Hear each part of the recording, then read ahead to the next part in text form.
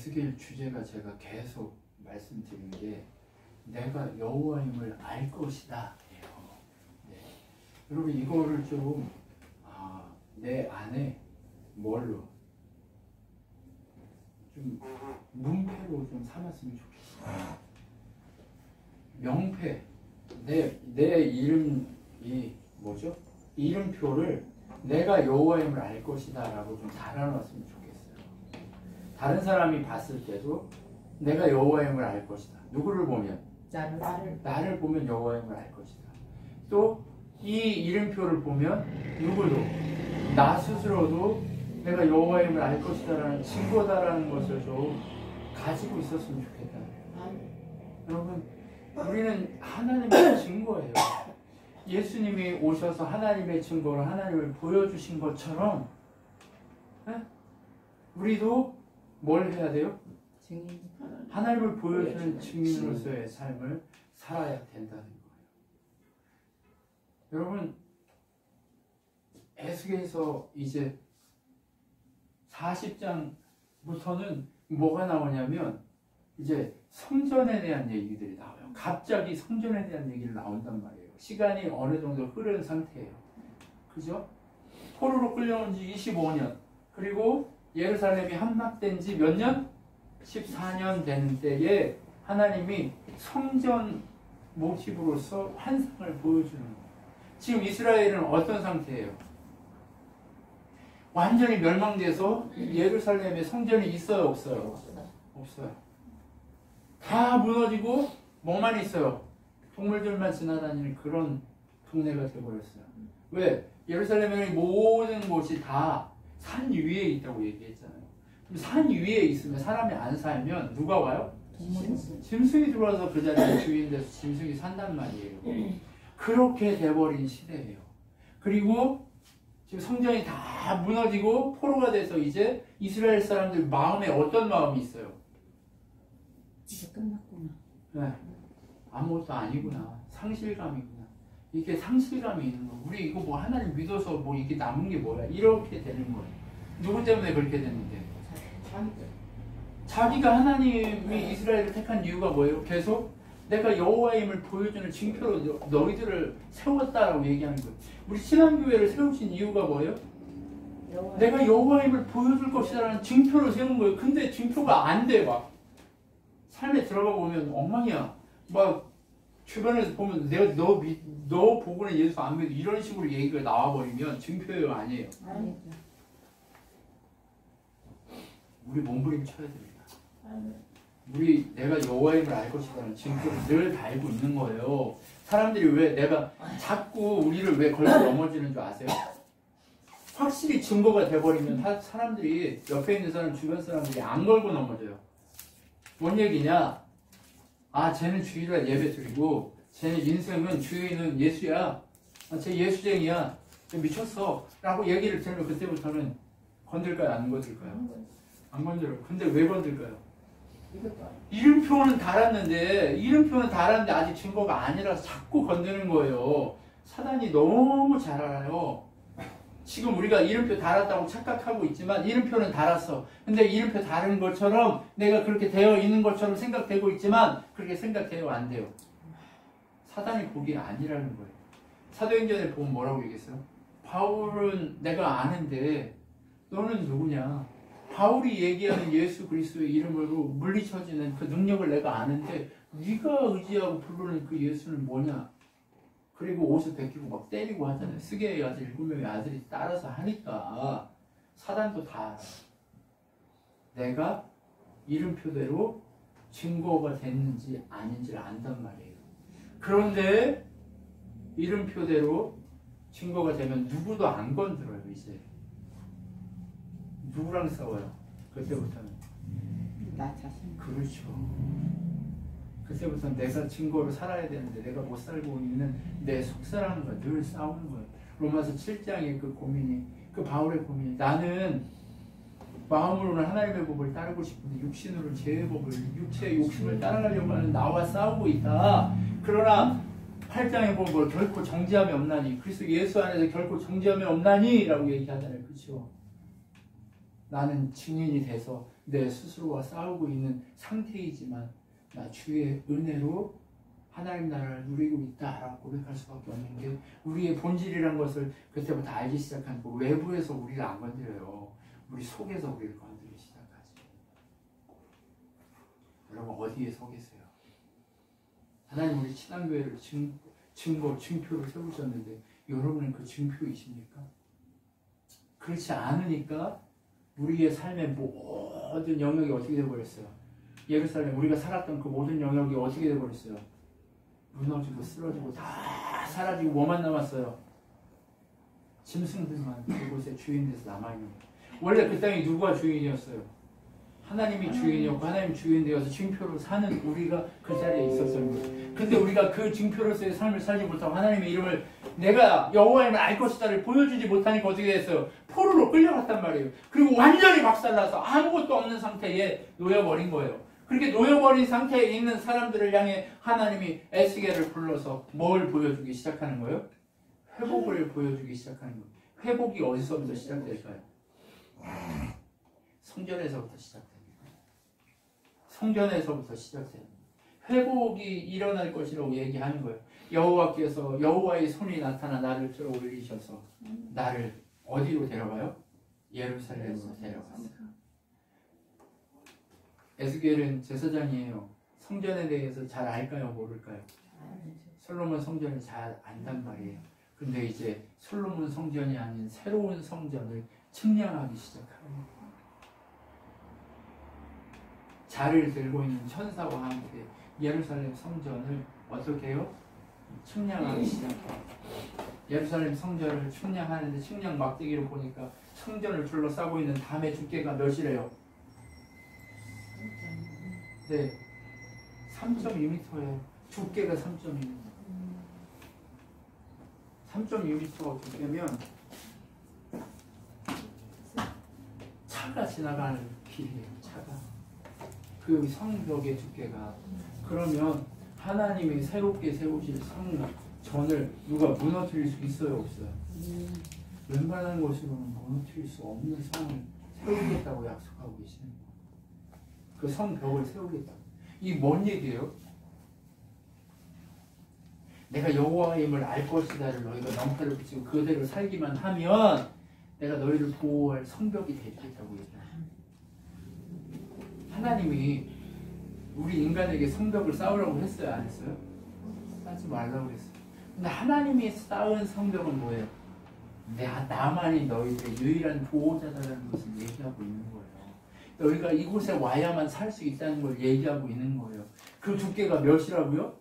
3.1이에요. 이거는 그냥 그 두께를 상징적으로 보여주는 것 뿐이지 하나님이 그 누구도 너희를 침노하지 못하도록 만들겠다 얘기해요. 지금 상태는 어떤데? 거짓. 포로죠. 거짓. 완전히 박살나 있죠. 완전히 박살나 있는 상태에 그들에게 뭘 약속해요? 회복을 시켜줘. 네, 회복을 약속하는 거예요. 하나님 나라를 약속하고 있는 거예요. 그 어떤 것도 침노할 수 없는 하나님 나라를 보여주고 있는 거예요. 이 하나님 나라 보여주는데요. 왜 자꾸 계시록도 그렇고 에스겔도 그렇고 다 왜 이렇게 이 눈에 보이는 것으로 이렇게 우리에게 상징적으로 보여질까요? 하나님을 보여주기 위해서. 우리 인간의 판단과 우리 인간의 시각으로 하나님 나라를 이해하고 설명해 낼 수 없기 때문에 그런 거예요. 하나님 나라는 장소적 개념도 아니고 어떤 의미적 개념도 아니에요. 우리가 알 수 없는 그런 것이에요. 하나님 나라를 하나님이 우리에게 계시해 주기 위해서 우리가 가장 이해하기 쉽게 이렇게 만들어서 보여주는 것 뿐이란다.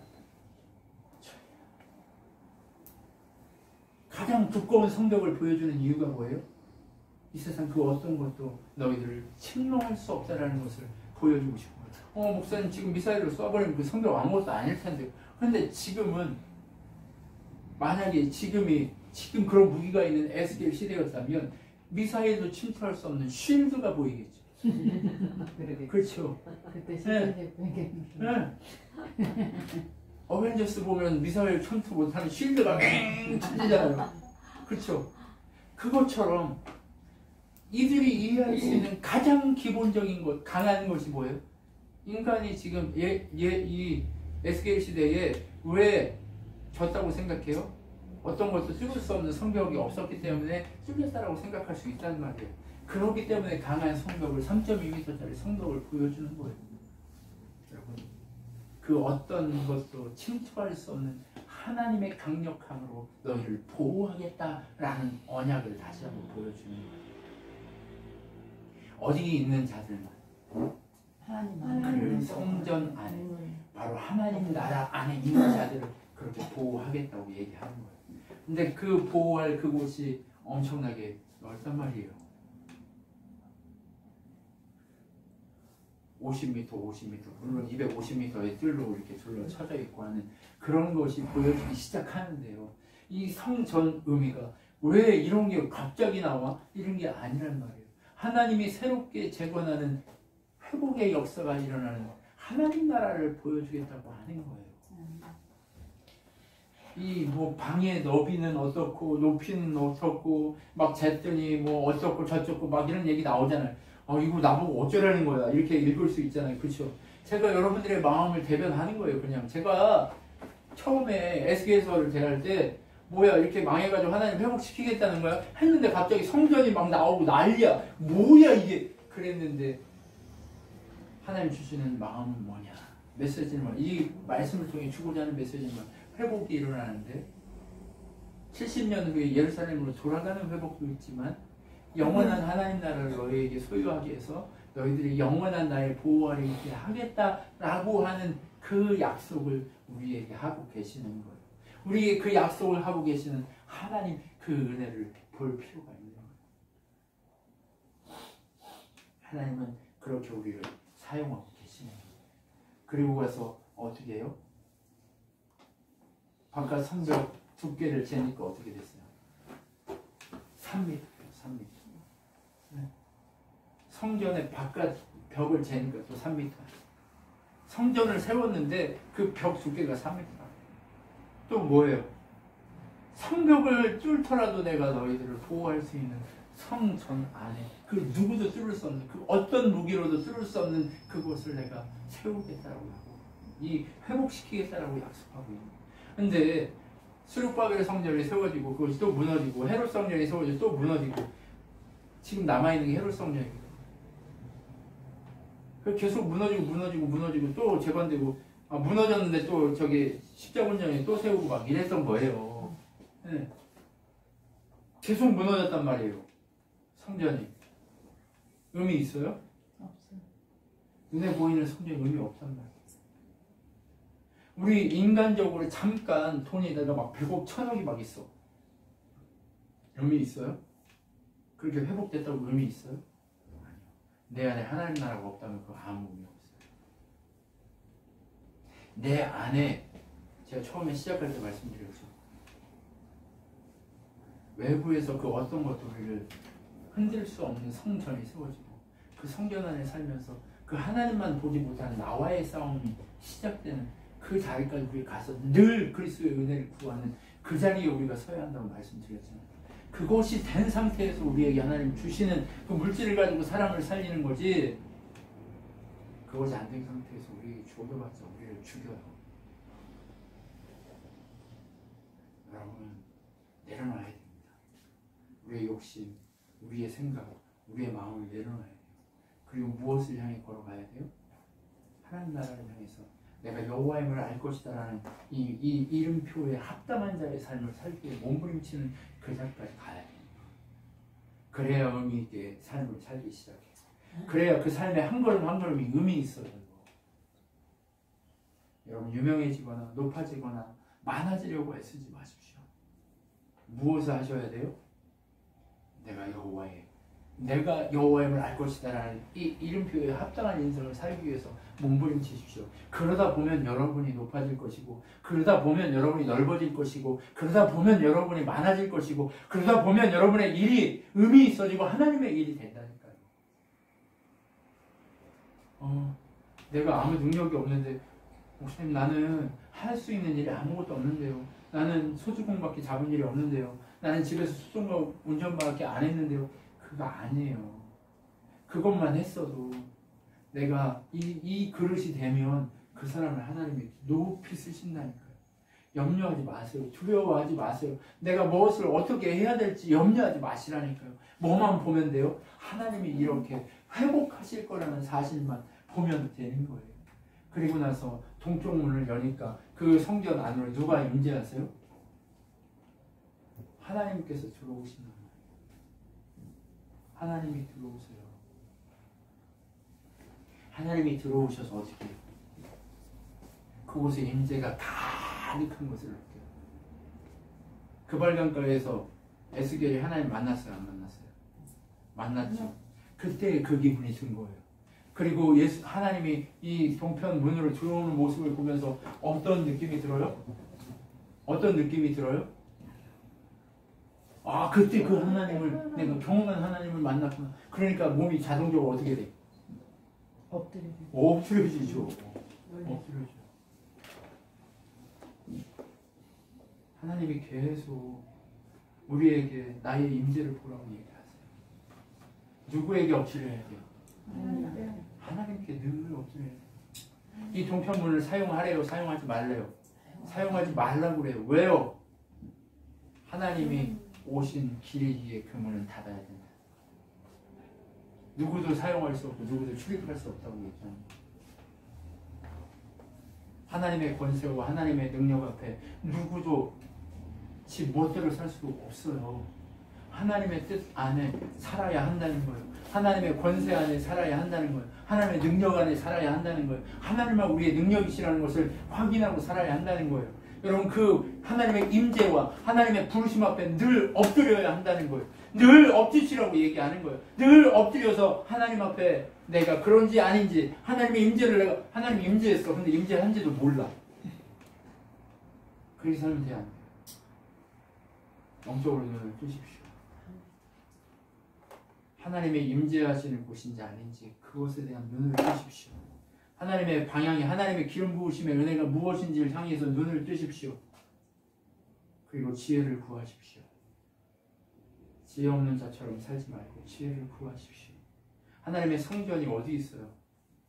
네. 눈에 막 보여요? 아니, 내가 자체가 내가 하나님의 성전 되었잖아요. 하나님 임재가 여기 있잖아요. 임재하신 그분 앞에 우리 어떻게 해야 돼요? 엎드려야 돼요. 에스겔이 뭐예요 지금? 엎드렸잖아요. 하나님이 떠난다고 했어, 안 떠난다고 했어 우리한테서? 하나님의 영이 우리에게 떠난다고 했어, 안 떠난다고 했어? 그럼 내 속에 있는데 내가 어떻게 엎드리지? 나 이렇게 이거예요? 그런 거 아니란 말이에요. 우리의 마음과 우리의 생각과 우리의 모든 그 행동과 이 모든 것들이 어디에 집중됐을 때 엎드리는 거예요?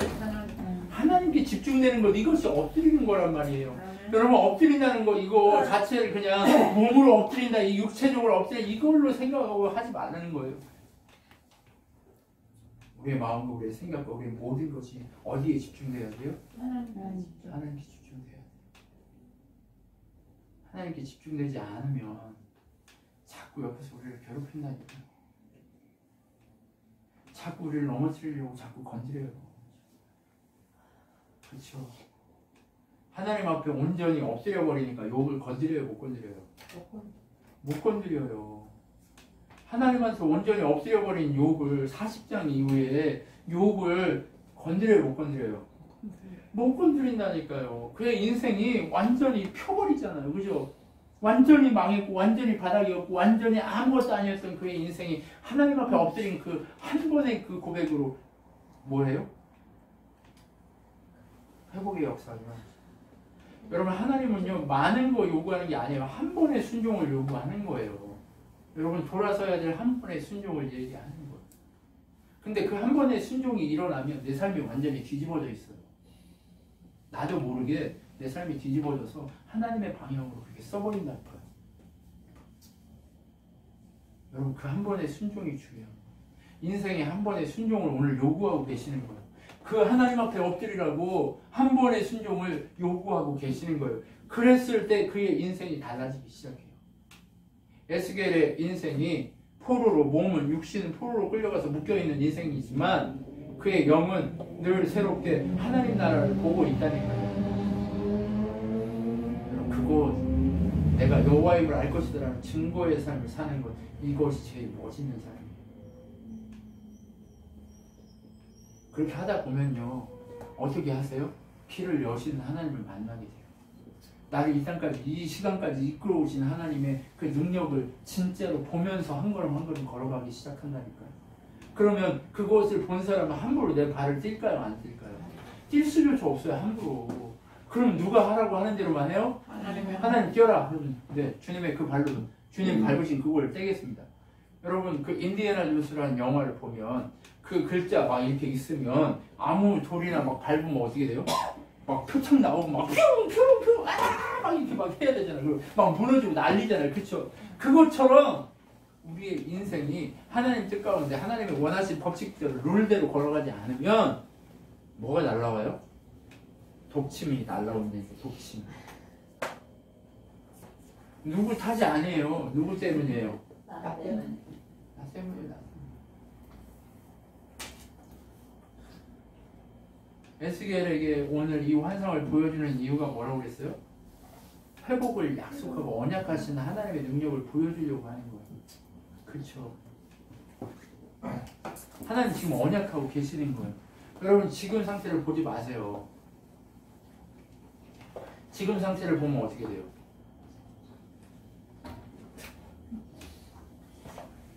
아니 에스겔의 지금 상태는 어때요? 마누라 죽었고 막 다 아무것도 없고 막 지금 혼자 그발령가에서 그지같이 이러고 있단 말이에요. 근데 하나님 지금 뭘 언약하고 계신 거예요? 회복시켜주시고. 네. 그러니까 지금은 그지 같지만 네 육체는 그지 같지만 너의 영혼이 이렇게 이미 회복되어 있다는 걸 언약하고 있는 거예요. 그럼 이렇게 회복의 언약이 일어나면 결국 일어날 거 안 일어날 거예요? 세상이 우리를 보고 뭐라고? 내가 여호와임을 알 것이다라는 이 명패가 세상 가운데 보여지기 시작하는 거예요. 여러분 놀랍지 않아요? 자, 이인님 이렇게 여기다가 명패를 딱 달았어요. 그럼 사람들이 이인님 이라고 알잖아요. 그렇죠? 근데 여기에 내가 여호와임을 알 것이다라는 명패를 달았어요. 그러면 이 명패를 보기만 해도 우리 자꾸 어떻게 돼요? 그렇게 될 것이다라고 자꾸 내 스스로가 바뀌기 시작하는 거예요. 그러면 나를 볼 때, 거울을 아침마다 볼 때, 내가 내 모습을 볼 때마다 뭐라고 칭찬하고 뭐라고 격려하고 뭐라고 만들어 가야 돼요? 너는 여호와의 친구다. 만들어 가요. 제가 말씀드렸잖아요. 네?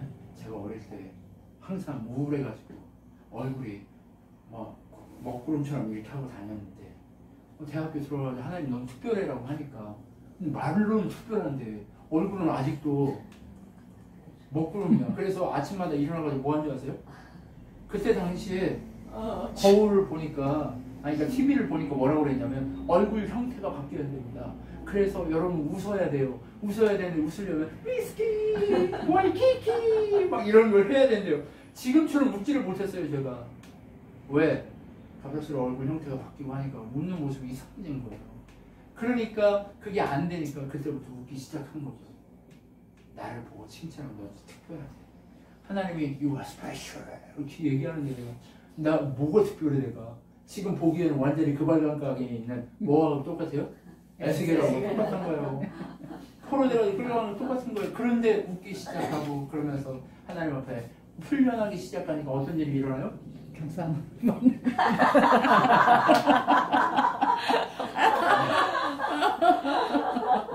미소가 아름다운 미소가 아름다운 사람이 됐죠. 네. 그렇죠. 얼굴이 생김새 그것 때문에 행복한 게 아니에요. 그 사람이 가지고 있는 마음의 상태가 중요한 거예요.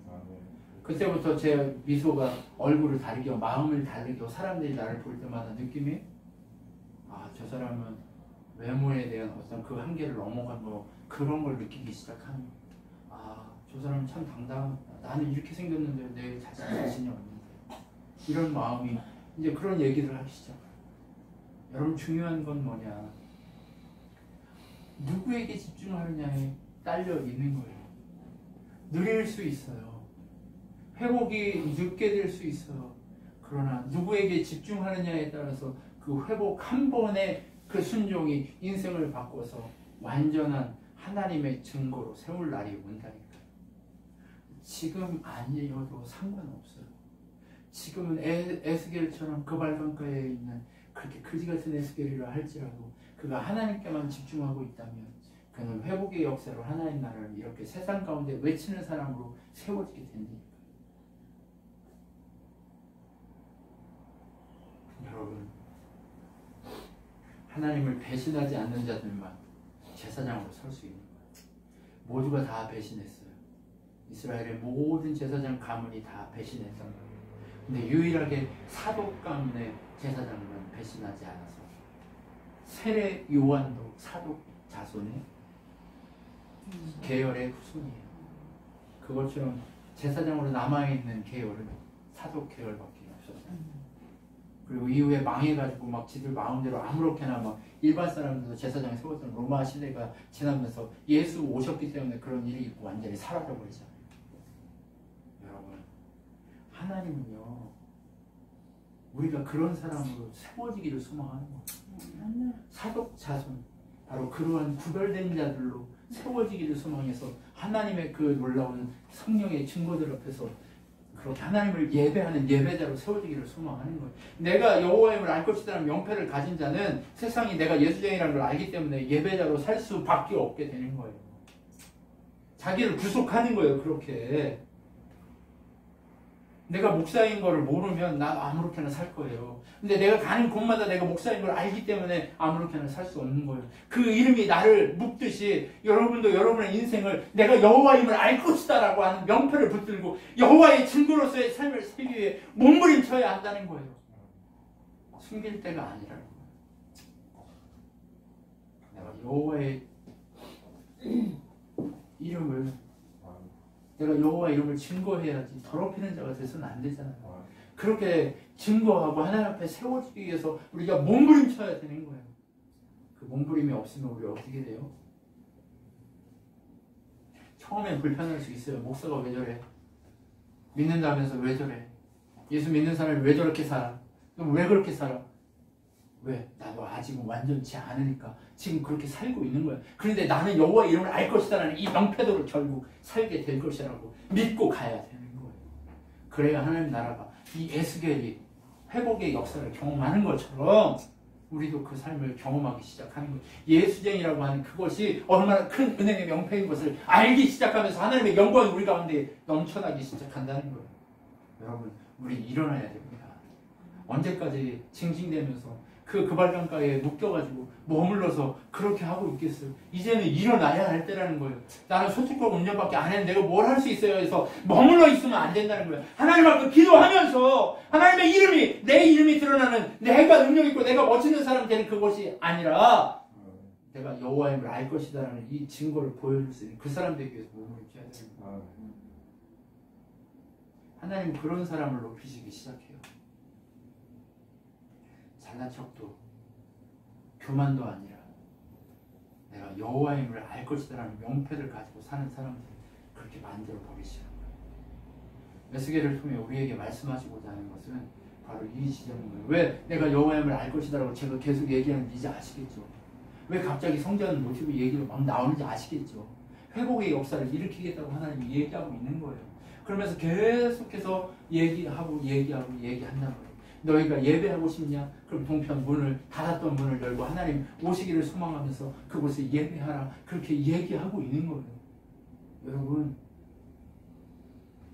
이들은 하나님이 임재하시고 떠나고 임재하시고 떠나는 그런 삶을 살면서도 하나님 중심으로 살으라고 하나님 이렇게 얘기하는 시대에 살았어요. 근데 우리는 어떤 시대에 살고 있어요? 항상 함께하는 시대에 살고 있어요. 그렇다고 이스라엘 시대, 구약 시대라고 하나님 떠난 적이 있으실까요? 없으실까요? 한 번도 그들에게서 떠난 적이 없어요. 왜요? 당신의 백성이라고 선택했기 때문에. 이들이 개고생하고는 있지만 하나님은 한 번도 떠난 적이 없다니까요. 그저 무엇을 요구하고 계시는 거예요? 내가 여호와의 이름을 알 것이다 라고 하는 그 증거대로 너희가 내 백성답게 좀 살아줬으면 좋겠다 라고 하는 이 지점을 하나님은 계속해서 얘기하는 거지 다른 걸 얘기하고 있는 게 아니에요. 여러분, 우리 무엇 때문에 몸부림치고 계세요? 그럼 여러분 괜찮은 사람 되고 싶어서 몸부림치세요? 우리 그 괜찮은 사람 때문이 아니에요. 내가 여호와의 이름을 알 것이다라고 하는 이 명찰대로 살고 싶어서 그러는 거예요. 내가 여호와예요? 아니요. 내 안에 계신 그분만이 내 삶의 여호와이심을, 나의 유일한 하나님이심을 보여준 증거의 삶을 살기 위해서 그렇게 하는 거예요. 목사만요? 아니요. 목사는 제가 항상 얘기하는 그냥 가이드에 불과하다고. 여러분, 여행은 누가 해야 돼요? 손님이. 네, 내가 직접 하는 거지. 가이드가 여기 뭐 여러분 그거 아니에요. 보세요. 목욕탕 이게 온천이야. 온천인데 가이드가 온천에 들어가서 온천 설명, 우와 시원합니다. 온도가 이렇습니다. 여러분 이게 이렇게 좋습니다. 와 이게 뷰가 이렇게 부드러워지는 것 같습니다. 여행 다 했다. 그리고 온천 안 하고 갑니까? 어떻게 해요? 직접 즐기고. 직접 들어가야 온천이 뭔 맛인지 알 거 아니에요. 내가 여호와임을 알 것이다라는 명패를 달고만 있으면 안 돼요. 이것에 합당한 삶을 살기 위해 몸부림칠 때 그게 내 것이 되는 거예요. 안 그러면 어떻게 돼요? 그냥 앞에다가 맛있는 음식 놓고 안 먹고 그냥 쳐다보면서 먹는 거하고 똑같아요. 자린고비가 여기다 이렇게 달고 먹잖아요. 그럼 결국 그거 어떻게 될까요?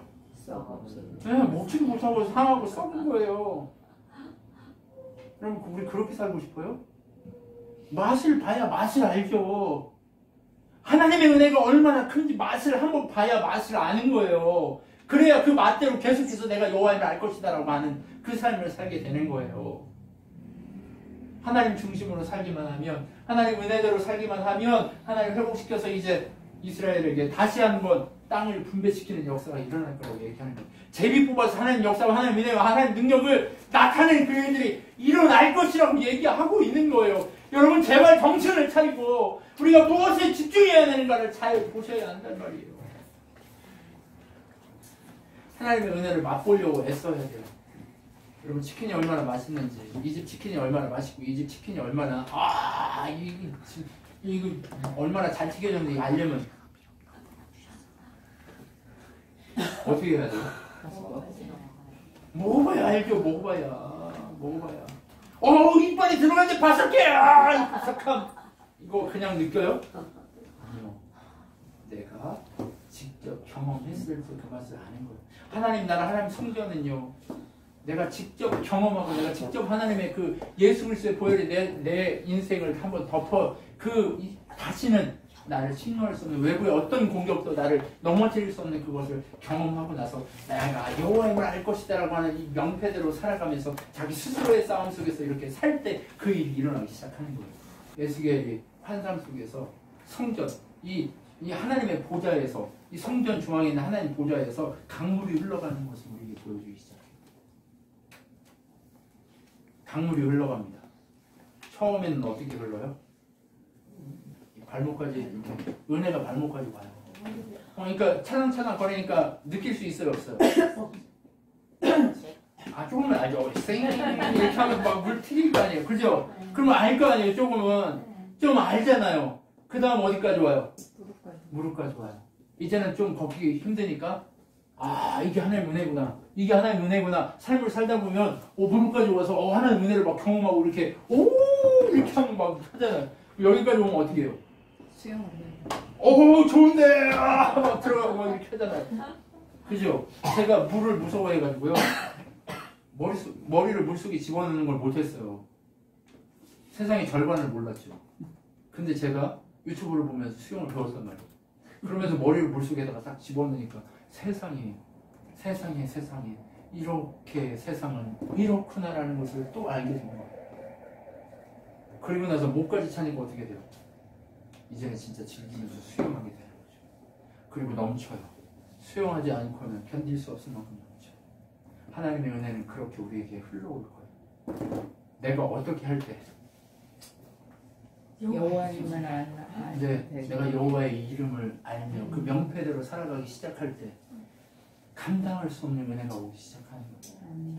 욥이 그 자리까지 올라가기 위해서 얼마나 몸부림쳤어요. 하나님 얼마나 대적하고 하나님 얼마나 싸웠어요. 그죠?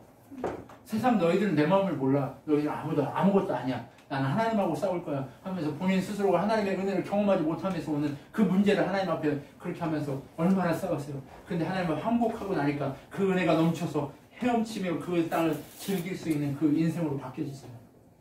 여러분, 우리 모두가 그렇게 하는 거예요. 제발 여러분이 어디에 처해 있는지 보시라고요. 하나님 은혜는 어떤 사람한테는 똑같은 시대를 살고 있는데 어떤 사람은 넘쳐가지고 막 헤엄쳐야 돼. 막. 그죠? 근데 어떤 사람은 어떻게 살아? 살랑거려. 아우 좋다. 이것만 좋다. 이러고 싶으세요? 아니잖아.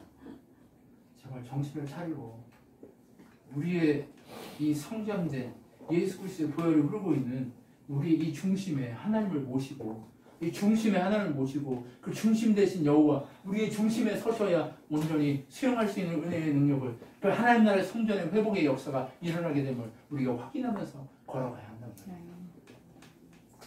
우리 에스겔이 우리에게 얘기하고자 하는 메시지가 어떤 의미인지 아시겠어요? 복음의 역사가 끝나가는 이 시점에 하나님 우리한테 얘기하고 싶어하는 그것은 다른 것이 아니라 너희들한테 이런 은혜가 넘칠 거야. 하나님의 은혜는 너희가 얼마나 집중하냐에 따라서 헤엄치도록 크게 올 수도 있고 발목까지 올 수밖에 없는 상태로 그냥 맛만 보는 수준, 반만 이렇게 찰랑찰랑하고 그것도 좋다고 그것으로 만족하고 여기가 좋사오냐는 수준으로 가게 되고 목사님 저는 수영이 싫어가지고요 그냥 여기까지만 오면 좋겠는데요.